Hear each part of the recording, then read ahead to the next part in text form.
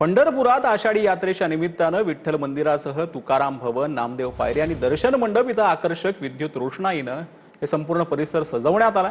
यंदा प्रथमच मंदिराच्या आतील भागातही झुंबर आणि रंगबिरंगी पडदे आणि अत्याधुनिक LED स्क्रीन ज्या आहेत त्या बसवण्यात आलेल्या आहेत। विविध संतांच्या प्रतिकृती साकारण्यात आलेल्या आहेत। यामुळे संपूर्ण मंदिर परिसरामध्ये भक्तिमय आणि सुंदर असं वातावरण पाहायला मिळते। हा संपूर्ण वातावरण जे आहे ते सध्या इथे केलेल्या रोषणाईमुळे उजळून निघाल्याचं पाहायला मिळतं।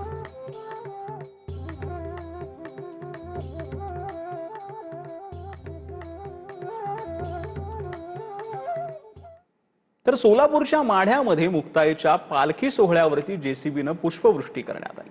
उपमुख्यमंत्री एकनाथ शिंदेने आई गंगूबाई शिंदे यांच्या स्मरणार्थ पालखी सोहळ्याला चांदीचा रथ दिला असून हा रथ आकर्षणाचा केंद्रबिंदू ठरला।